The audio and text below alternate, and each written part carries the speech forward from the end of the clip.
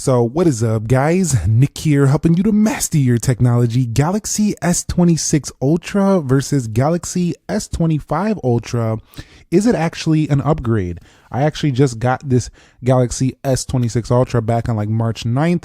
So I've barely had it, not even 2 weeks, but I've been using it pretty well, a good amount. And I have a lot of thoughts now comparatively to my S25 Ultra that came before it. Let's start off with the very first one, and that's going to be the price point. So while it looks on the surface like they are the same price, they're actually, the S26 Ultra is actually costing you a bit more. I'll tell you why. Number one, you could get the 512 gig at pre-order for the same price as 256 at pre-order on the S26 Ultra. This is due to AI causing memory shortages. So definitely the S25 Ultra was a better value for money in terms of getting more storage there. Also, you know, while it does give you good trade-ins at pre-order, the trade-ins have now since come down. And the trade-ins were slightly more, I think, on the S25 Ultra. So overall, you're paying a little bit more this year for the Galaxy S26 Ultra. So S25 Ultra was a better deal when it comes to the price, and now you could find these even cheaper. So it's continuing to be a better deal. So you're paying up for the new stuff. Let's just put it that way, and you're getting less storage. So if you want the big time storage, you're going to pay up even more for that. But at the end of the day, you're still going to get discounts on this. Carriers are going to throw promotions throughout the year. And so the S26 Ultra is not going to be super hard to come by comparatively to something like an iPhone where you don't really get tons of deals. So Samsung's still more discounted, I would say, overall. Now, talking about the display, privacy display feature versus the sharpness or the perceived detail people are seeing over these two phones. And I got to tell you, I want to talk about a couple that I've noticed automatically. I like the smaller punch hole more on the Galaxy S25 Ultra. It makes the phone feel like it has a little bit more screen overall. I just like that a little bit more. But I also noticed that it does look a little bit better on these wide viewing angles, and especially like when you're looking closely, you could kind of see some different pixel. It's just the arrangement's different. So your eyes, if you're very sensitive, you have very sensitive eyes, you're going to notice that this just looks a little bit different. While the resolution is actually the same, if we go into settings here for Galaxy S26 Ultra, on certain angles, you could kind of see like some fuzziness or something. And Samsung has already admitted to this, and they said that it's basically related to the pixel arrangement on the Galaxy S26 Ultra, but most users shouldn't even be able to notice. And I will say, I don't think most users will notice if they're just going about their day, because I don't notice it unless I'm looking for it. Let's just put it that way. But sometimes in the nighttime when, you know, all the lights are off, you're looking at the screen, and you kind of turn it on an angle, you can see it sometimes. And people who are used to very high-end displays, like on these Ultra phones over the past, they're going to notice. That's just the bottom line. Is it going to bother them? Probably not all of them, probably not most of them, but there's going to be a good more majority that this is going to bother, I think even more than the PWM, because they've changed the pixel arrangement at the hardware level, and you can kind of see it. Also, I noticed that the S25 Ultra display looks a little bit more vivid. Overall, it's like they're going more towards natural and natural every single year. So if you do like a more vivid, saturated look, I think this one still takes the cake here. But overall, it hasn't been such a difference that it like makes me want to go back to the S25 Ultra. I want to make that very clear. I still enjoy the privacy display feature. I actually used it yesterday in public. There was people standing around, and I was like, oh no, I was actually checking your comments. I don't want them reading your comments. That's between me and you guys. So I threw on the privacy display option, and I just left it on the regular one. You could actually go to maximum privacy display, and then you can get even better usage there. But one of my favorites is the conditions of turning on, because when you turn on this one, it can actually go to the specific applications you don't want people peeping on. And that's important because, you know, I don't want people peeping on, you know, the bank apps or whatever, those personal apps. I don't need them looking at my DocuSign. I could be signing an important document. They can look at Duolingo. That's fine. I don't care, you know, but when it comes to budgeting and, you know, banking and Robinhood and, you know, personal information, not like everybody really cares how many stocks you got, but I'm just saying, like, they don't need to be seeing that your portfolio's up or down. You get what I'm saying? Like, the privacy display is pretty lit. Also, if you do have messages you're reading or whatever, and they're kind of personal. People are sending photos.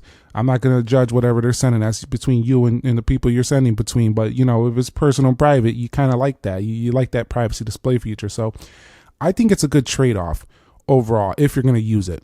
If you're like, I'm not using that much, I really don't care, I'd rather have the sharper, a little bit better looking display, I think the S25 Ultra is the better option for that area. One thing I'm a little bit disappointed with the displays though is that while they still do all these nice feature set, like they go in the landscape, they have multitasking abilities, they're very saturated, they're very beautifully sharp. One of the cons though is that Samsung is not really making a strong emphasis yet on the eye care type features like we've been seeing on like a lot of the Chinese competitors. So I do want to see a little bit more focus on less PWM, less flickering. These do have a little bit of a higher thing. They don't even have any features related to that in here. So for people sensitive to that, they're not going to like these displays. They're probably going to give them a little bit of eye strain and a little bit of headaches if they're sensitive to that. But again, this is a minority of people. It's not everybody, but the people that are affected by it are very vocal about it because it is something. And I would wish that Samsung would give us a little bit more with that. And maybe even 10-bit display. You'll see right here that we do have adaptive color tone, which is kind of like Apple's True Tone. We also have adaptive refreshes here. And it does have all the things that would make this a very, very high-end display, and it is. But there's just that one thing, those eye care features and the PWM, I think that could be fixed. And also, they'll probably change the pixel arrangement a little bit or kind of fix that fuzziness you see with the privacy display. I wouldn't even be surprised if they go away from it in the future because of the complaints, but we'll see what happens. I don't know how long. Samsung sometimes has a feature and then it takes it away and then brings it back. We'll see what happens with this display. But generally, I wanted to go deep into the displays because it is something that matters. When you are scrolling day to day though, like I say, head on throughout the day, you are never going to notice those little things that I'm talking about when it comes to that.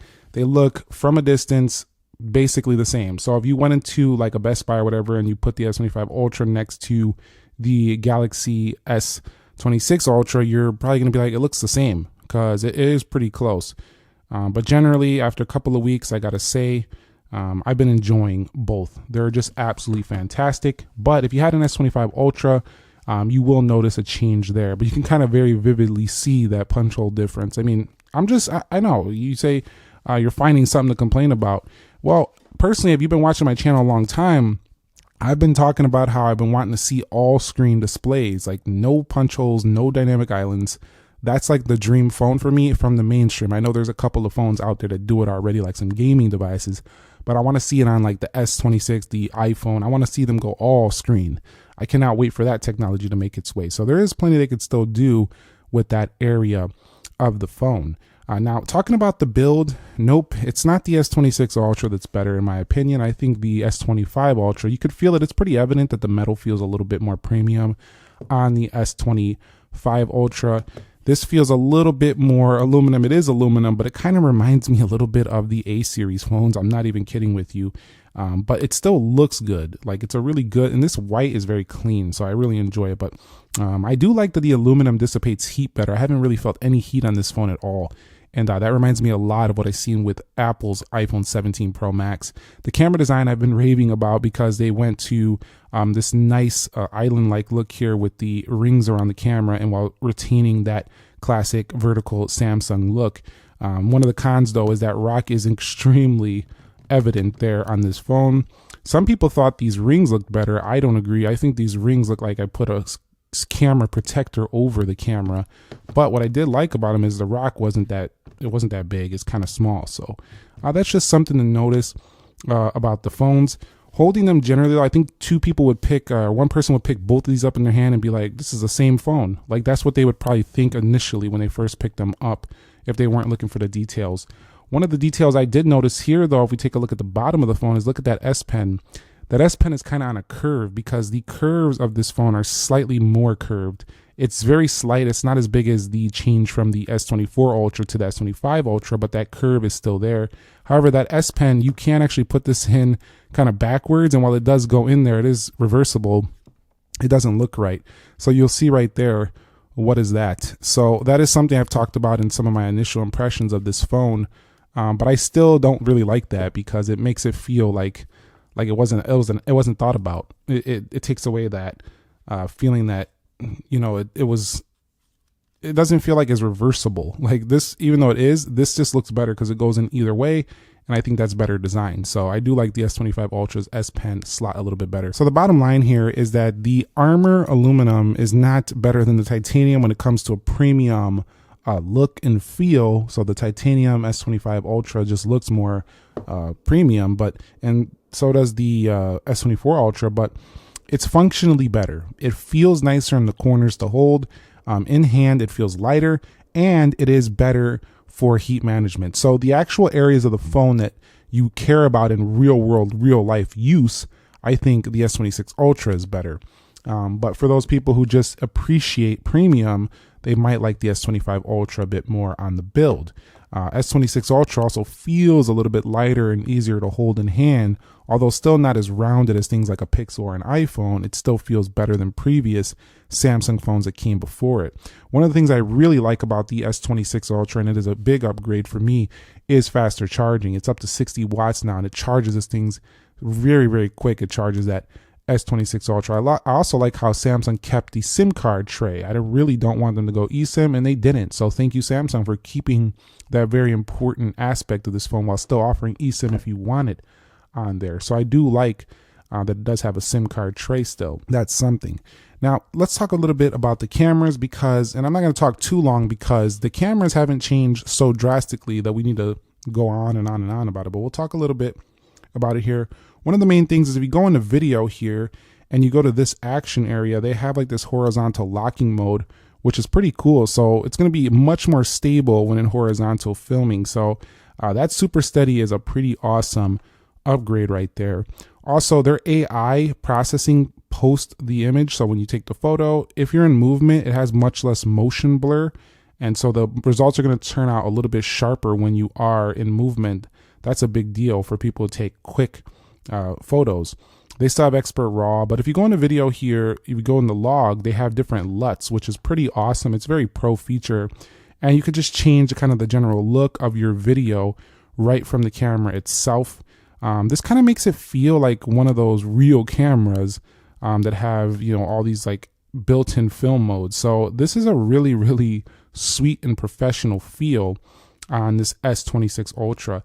One thing I wish they would have improved more is the front-facing camera. They probably know that most people are enjoying that iPhone 17 Pro Max ultra wide angle, and they didn't go much more wide here with this one. So I would have liked to seen them improve this, but they didn't improve it that much. But that's my general take on the S26 Ultra camera. I'm going to show you a couple of samples I took so far. So the results look like they came straight up out of a professional camera.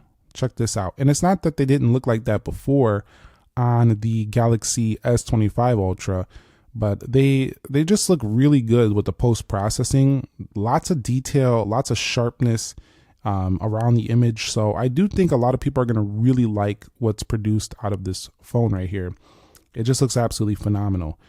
It's definitely competitive with the iPhone 17 Pro Max, but taking a look at the S25 Ultra is an actually upgrade from the camera. I showed you the upgrades that I think matter a lot. I think for the most part, it kind of is if you're a pro, like you're actual pro. If you're not using it for actual pro use, you can still do pro stuff on here. But I mean, it's like a luxury upgrade to me. Like you already had expert raw, you already have pro modes, you already have log recording on the S25 Ultra, and the shutter speed is not way faster, but the S25 Ultra still gives you most of what you need. But think of it like if you already had like a MacBook Pro or whatever, and then you bought a MacBook Pro M5 Max, like you have them extra little features that make it a little bit more pro than the other pros.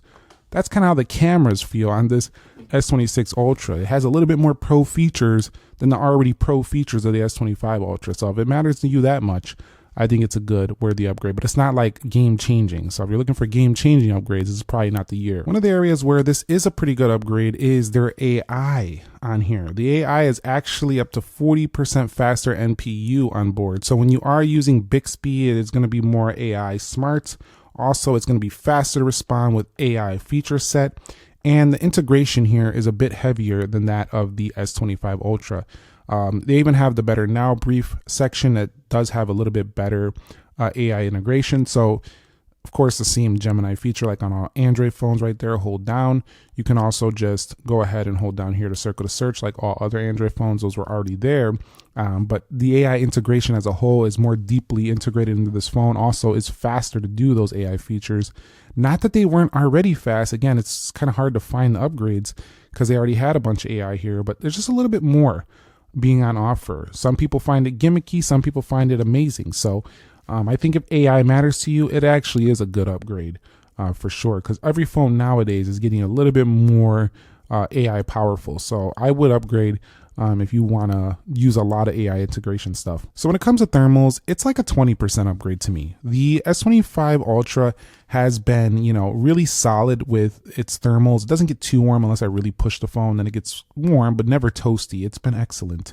But the S26 Ultra is very cool to the touch for the majority of all the time. I don't care what you're doing. So they have improved thermals. The vapor chamber is the biggest ever in the Ultra line. And this phone right here just absolutely rocks when it comes to not getting hot in the hand. I love that about the latest flagships. I really don't like when phones get warm when I'm using them. That is super annoying, especially because I don't need to be doing my work or doing my gaming or whatever and just have a phone making my hand toasty. Not a fan of that. So I do like the improvements there, and I think that if you're a heavy user, it's worth it for the thermals. So when it comes to the S Pen experience, it's basically the same thing besides the way it goes into the bottom of the body. That's the only difference. They do have basically the same exact features on the S Pen. They did not bring back the Bluetooth S Pen features, which is a little bit sad. I would have liked to seen that make their way back, but you have most of the same exact pen up, Creative Studio, right on calendar. You can do basically all the same features. If you never used an S Pen on a phone before though, this could feel like a really nice change for you. Even if you never experienced the Bluetooth features, I think a lot of people are still going to like S Pen if they came in from a phone that never had one. So I'm glad it's still there, but it's not a huge upgrade from S25 Ultra. When it comes to software, we are running One UI 8.5 on the left, 8 on the right. We're still waiting for that official One UI 8.5 to make its way over to the Galaxy S25 Ultra. But what I got to say is that the software experience is basically the same. You can do all of the same fun stuff on both of them. Of course, you have those few new features in camera and AI, but generally it's not a massive change from the S25 Ultra. You do get a little bit more longevity though. So if you do want to use Samsung long term, I do think having the latest phone is going to give you that extra year of update. So if you haven't bought the S25 Ultra and you want that extended experience for another extra year, just go with the S26 Ultra. It's going to give you that extra year. I'm going to say that every year as long as they continue to give you these long upgrades. But one area that we have to talk about before we get up out of here is battery life, because the battery life on this, let's just be real, it's better. I find this battery to last a bit longer no matter what you're doing on this phone. They also have the same, they have extra low power modes and stuff like that in here. So you do have battery saving modes on board, and it charges faster. So this is probably the best of the two when it comes to the battery experience. Also, the standby has gotten a bit better. Still not as good as some other phones I've seen, but it lasts longer than the S25 Ultra, even with the same battery size. S25 Ultra was not incredibly impressive in this department. S26 Ultra doesn't blow me away either, but it's good enough for a full day. Some people have said, well, how much battery do you need, bro? You be on your phone that much? Well, yeah, I'm using it for life stuff. I mean, I'm not saying sit on it and scroll all day, but I'm saying that, the longer the battery backup, the longer you don't have to be at the charger, which is very convenient. So I would like to see Samsung increase the size, but it's felt like a 15 to 20% change in terms of being better. Even with the same size. So the efficiency gains are here with the newer CPU and the newer software optimizations. So it is a little bit better, and the charging speeds are a lot better. So it's a good upgrade if you want a little bit more, but it's not like mind-blowing better. So if you're looking for that mind-blowing better battery life, just stay with the S25 Ultra and wait a bit longer. So let's come to the final conclusion here of this video. We didn't really discuss audio too much. The S26 Ultra sounds a bit better with Dolby Atmos enabled.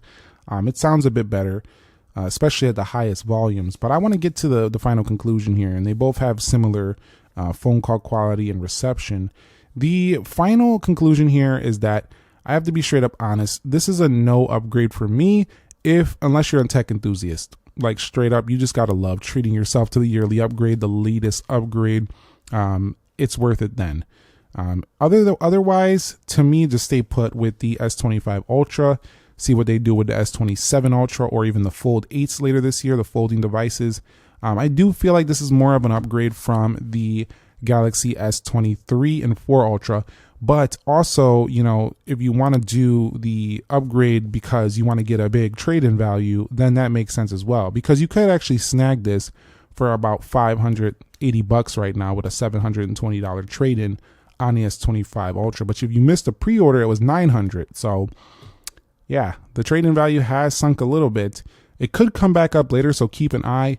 But other than that, I feel like it's not really a must upgrade from the S25 Ultra, unless, again, tech enthusiasts, you want to always be on the latest and greatest, and that's very respectable if that's what you want to do. I mean, that's how I am. I'm more of an enthusiast, but I can see into the eyes of a consumer as well, because I know many of them, and I am also not just doing YouTube. I also like phones, and I would like them whether I was doing YouTube or not. So I can also see that perspective as well, why somebody would not want to do that change. But it is a good one, a really good phone, very, very good phone, and probably the best Ultra ever.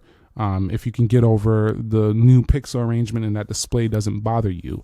So thumbs up if you enjoyed it. Subscribe if you haven't already. Nick here. Be sure to be well. I will catch you all in the very next episode. Thank you very much for watching, and peace.